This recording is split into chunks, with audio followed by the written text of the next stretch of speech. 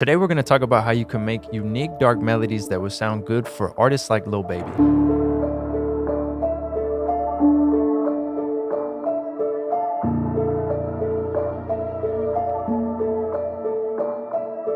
Your melody lines, effects processing, and sound selection are going to be the key focus for getting this sound. First, you're going to need a strong melody that has some repetition to it.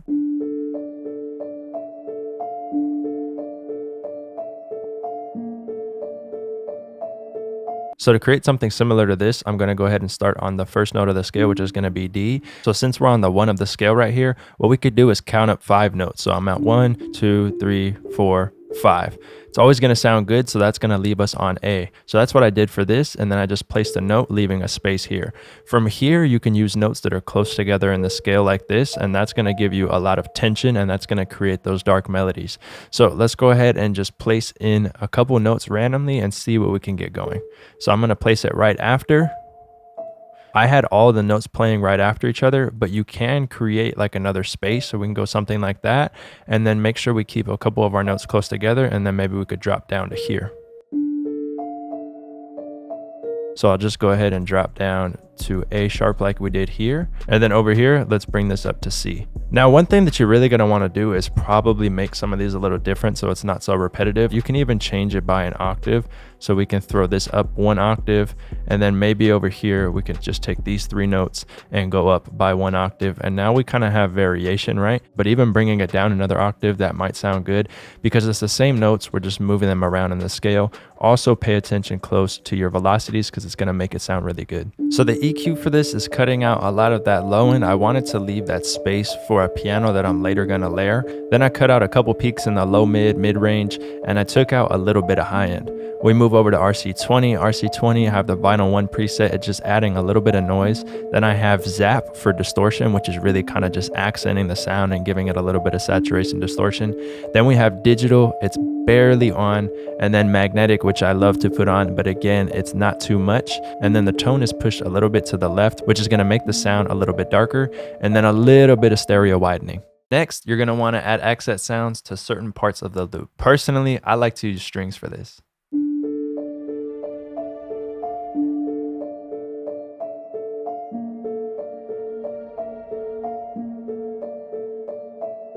So here I'm just accenting those root notes, as you can see, and then I'm also adding an octave of those up.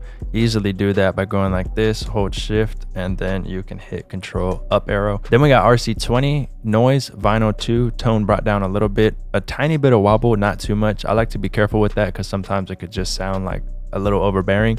Then we have another distortion. I have crunch for this to really help those strings stand out a little bit of digital. We're actually utilizing all of RC20 here. I have some space to add a little bit of reverb to it, and then magnetic. I just hit my mic really hard. I hope that didn't make like a really loud noise.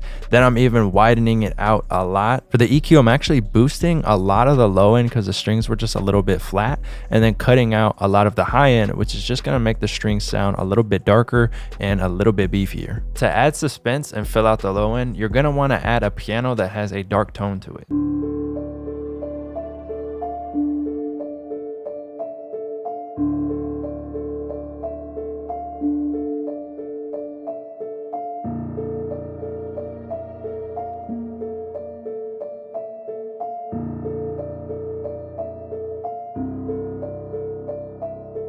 All I'm doing is following the root notes of the first melody that I made, and it's just accenting it and adding a lot of that deep undertone kind of aggression to it. Recently, I've been liking adding gaps inside and spaces that aren't all the same, and it just kind of adds like a more realistic feel to it. And this has no effects on it. This is just the piano by itself. So in the first melody, we kind of had a little bit of repetition, but there was a lot of switch ups in it. But for this melody, we want it to be repetitive, and we want it to kind of hold that foundation while the other melody that we created has a little bit of movement to it.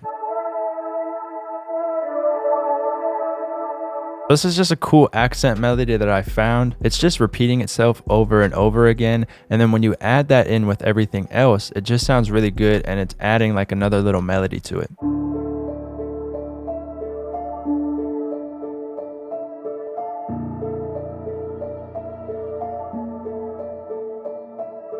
So processing for this, let me go ahead and show you real quick, because without the processing, watch how different this sounds.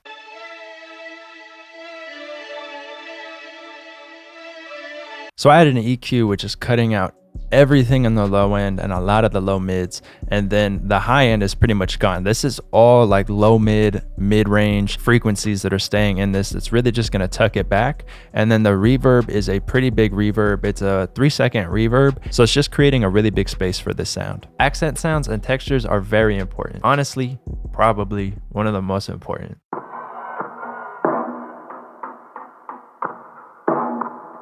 So now we get into what I think is probably the most unique part of this, is just having like a drum break in it.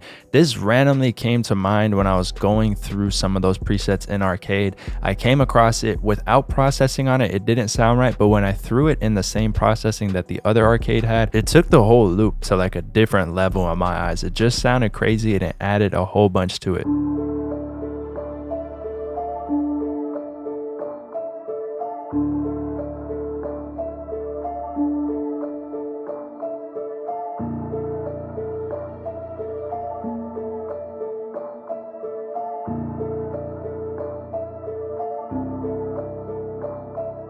The same EQ and the same reverb that I showed on the last Arcade, but let me go ahead and show you what it sounds like without it, because without it, it's gonna be way different and it wouldn't fit at all.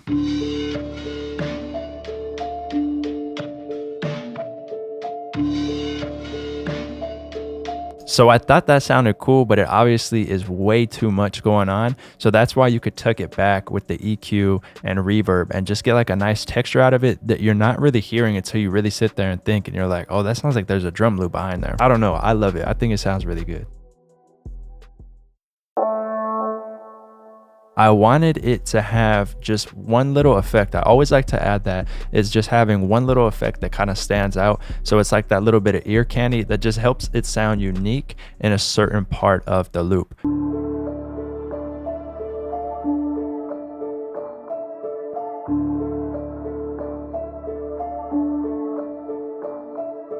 And finally, I want to go over one last like bonus tip that I didn't do for this specific melody, but it sounds really good when you add it. So let's take the first melody line that we made. Let's go right here, make it unique. We could just do this real quick. We'll hit Control A, Alt Y, which is going to flip it. The reason we're going to flip it is so that when we reverse it, it still plays in the same order.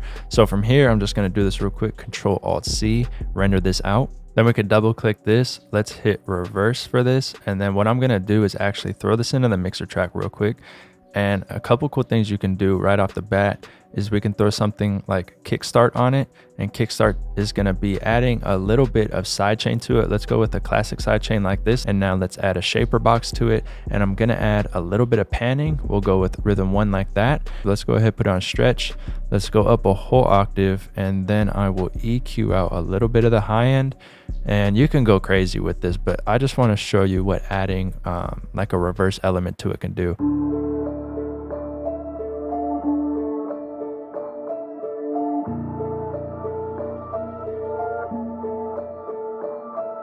If we get this video to 500 likes, I'll drop this loop in the comment section for you to download and make a beat with it. So hit that thumbs up button, tell everyone else to hit that thumbs up button. And if we get to 500, I'll make sure to pin it in the comment section with the Dropbox link to download it.